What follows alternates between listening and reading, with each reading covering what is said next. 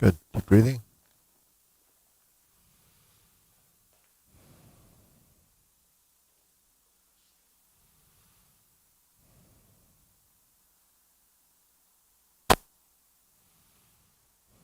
So one of the things we've been talking a lot about is driving the movement from the body and try to use less physical effort in the arms. So, everything is directional and patterns. But, if we're driving the movement from the body and the legs, then, what are you trying to do? You're trying to make it compatible with the directions of those movements in the upper body. So we all can see the upper body movement simply because that's what we see first, or that's what we focus on. But, to give you examples of it, if we're moving in cloud hands, we're moving left, right. Now, when we do the drill, we're just doing this, right? So that's essentially arm movement, right? If we start to turn, then you minimize the arm movement. So that's about as simple as it gets as far as a directional movement. When we push forward, we can go like this. So what happens in the motion or the transition is when the legs move forward between alternating the hands, the knees, straightening and bending, you have a forward and backward movement. So without even doing anything with the arms, you can go from point A to point B because your leg allowed your body to move forward by the amount that you straighten your leg, and then to sit back. Then you have to maintain, your body verticalness and so forth. Then you have up and down. So up and down is when you go down. If we have a downward movement, we're just doing this. Then that's just your arm. When you get to a point here and you go down, then it's your legs. That's sinking. If we're lifting from the down position, then when we get to this position, we start to rise, right? So up and down movements, you can think of as being driven from the legs. Forward and back is driven from the legs. Actually, even right and left is driven from the legs because we're stepping in that direction. So there's different ways of sort of capturing the direction of movement, but how do you get that to sort of complement each other, balance that out, not be too flaccid in the arm movement, still have some structure, but then channeled directionally. Now when we go right to left, it's really not just right to left because we're actually turning, right?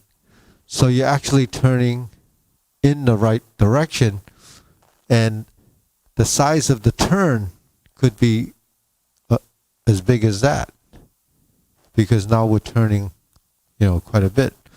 So if you're doing the 42 movement form and we come down and we turn like this, you come down as a down motion, but what else can your body do when it goes down? It can bend, just like when we bend in stork clap swings, right? So we come forward and we roll back and then we lean forward and then just hold the hand, just turn. It's not till we get to a point where we want to actually extend the movement. So we're here and we fold the elbow. Now we're ready to go this way, but we really don't have much more direction in there. So then you have to start to drive the movement from the hand. But the hand is still just not the hand because we're turning. So we take as much time with the turn before we start to extend and then hook the hand and then go into this. Now here we're turning like this.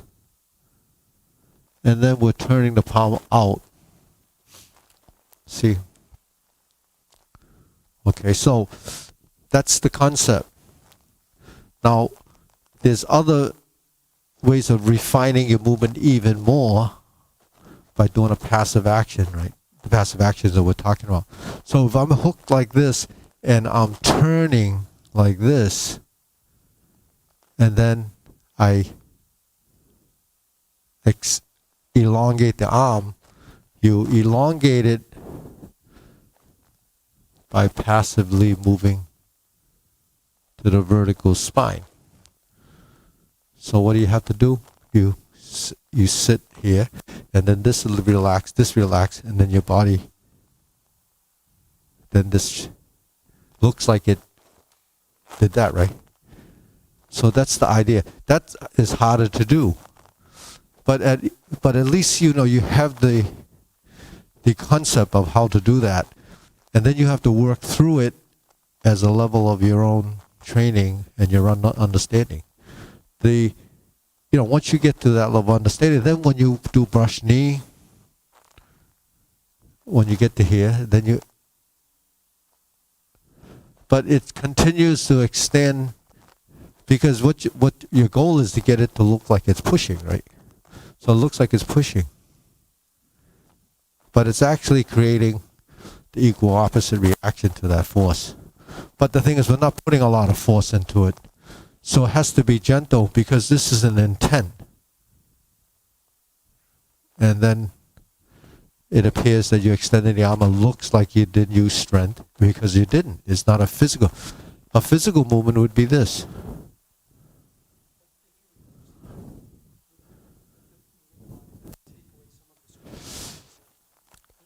Well, only to the extent that after you issued the power, if you continue to lean forward, you would actually lose power, because you're actually falling into it, then you're reaching. So there's a fine line between when you actually do this. So when I punch like this, it becomes you feel the force, but it wasn't because I actually did. So that's an example of that. So when we do this, it's really not this, it's really that, right? So, because, when you push into something, it gives a force back to you. Even though it's not pushing back into you, it seems like it is. Just like when we're standing on the ground is pushing back up into the force that's being down, which is your body weight. That's sort of, not live. It's really a force that's counteracting. Otherwise you'd collapse, right? The earth would give way. So if you were standing, say in quicksand, you wouldn't be able to lift your body. You'd continue to go, you wouldn't be able to straighten up, because you have nothing to push off of. You would continually go down. So I don't know, back in the day when they had cowboy shows, there was always some scene with a quicksand in it. But, if you're standing in water, you really can't push yourself up. You can only go down. So it's the same thing. So does the force really act on you, or is this the force? It's really the force like that. It's counterintuitive, but that's what happens. Okay? So the forward and the body direction really is constantly give or take, equal opposite. So when you're going forward, it appears like you push, but it's not really pushing. To the novice or to the person looking outside, they think that's a push. And when we say it, brush your knee and push, but that's just a term. Conceptually, it's different ways of creating the straight arm position and the bent arm position. So bending is folding. Straightening is extending. But how do you extend? So that's the difference in the approach, and then the concept. Both look the same, or both reach the same destination. One's physical, One has passive action, one has responding, where the body is sensitive to the motion. So when we do things, we try to understand that concept and then conceptually bring in those ideas and then let the movements evolve. So that's, that's in every one of our postures would have that. We just pick any posture. Irina, pick a posture. We see we have up and down movements, right and left and forward.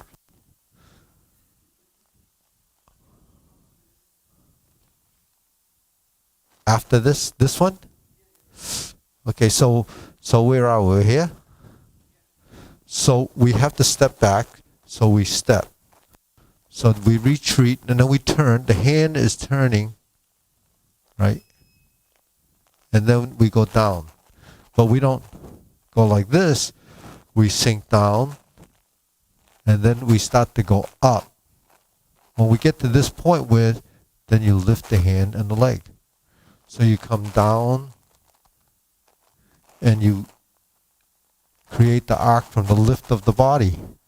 Then when you get to this position, you lift the hand by sinking the elbow,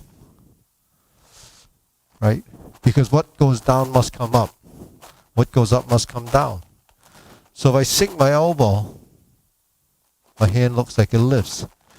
When I come down to here, the body got me up to here, and then I just hold it. So in Tai Chi, you have stillness and you have movement. So what is stillness? Stillness is sustaining your position here. This is rising. So you get the point, there's a little bit of arm, but then you have to settle this elbow. So when I go like this, if I sink my elbow, that will go up. So that's different from doing this, because this would go up and this would be stiff. So it's kind of in a nutshell. So when we're here, you come back. This movement, if you watch, this is only turning my body. So we're here, here, here, and here. And then you turn and sink. So it's an illusion to be soft.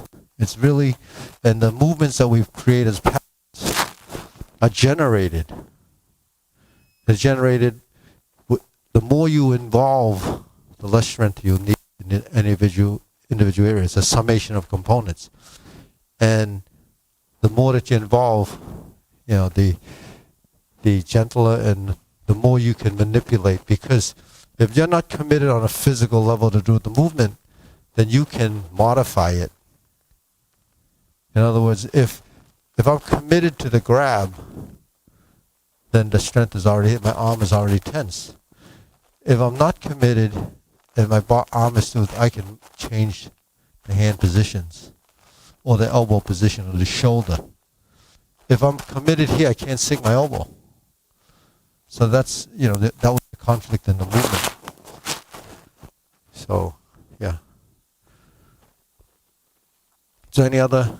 So Bob, you just came back recently. So that's what we've been talking about in the last year, trying to improve our forms, understanding it more on this level. So, anyways, so you understand those concepts? How about Armina? She's newest at this, right? You're the newest at this, at doing 42. Yeah.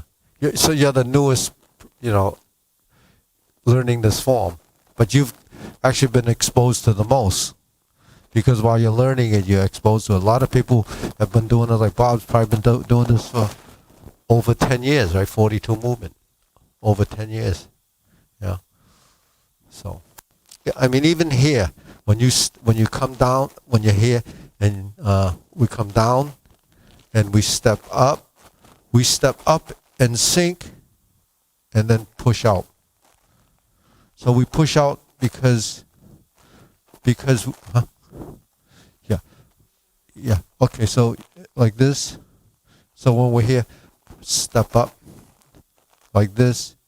This is just a stylistic difference. It's cross hands, and this is press or press. So here, when the inside hand is pressing and the back is rounding, but then when you come up, you sink your elbow. Otherwise, you don't have much dimension. It's kind of stiff, right? If we come from here and we come down and we come up, we fold, right? So when we fold, that gives you the inward movement. When you push out with the back inside hand, it gives you the outward movement. But here again, if you go outward, you have to have opposite, right? So where's the opposite movement generated? It's generated from your back. Because you have this, right? There's an expansion. Because if you fold, that's a compression. When you expand, your body filled this circle into the hoop. You have folded angular triangle to a circle. So then the circle is the hoop. The hoop goes through your back. That's the connection to torso. So that gives you the complete structure. If you just go here and you don't involve here, then all you have is an arm position. But when you do this, then you feel it in your torso as a ring. So a ring, a hoop is a ring like it wraps a barrel, right? When you make those wooden barrels, they put a ring around it.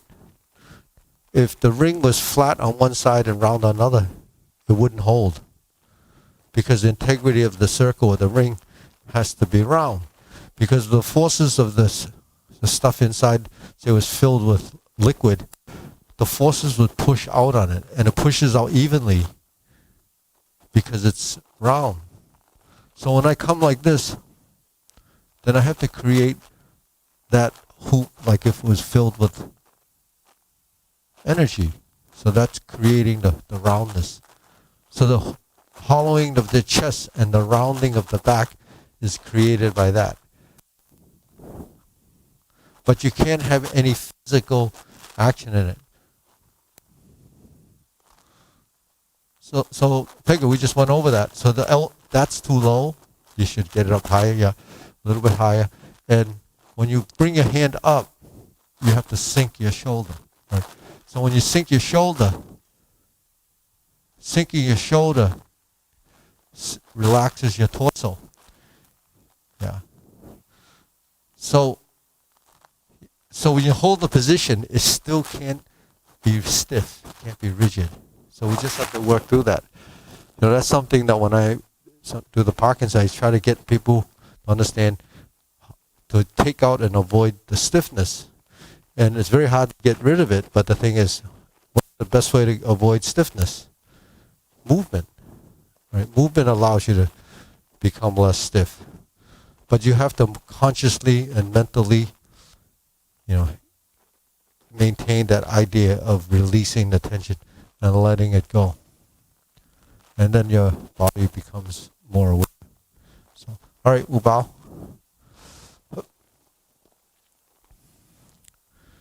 Okay, salute.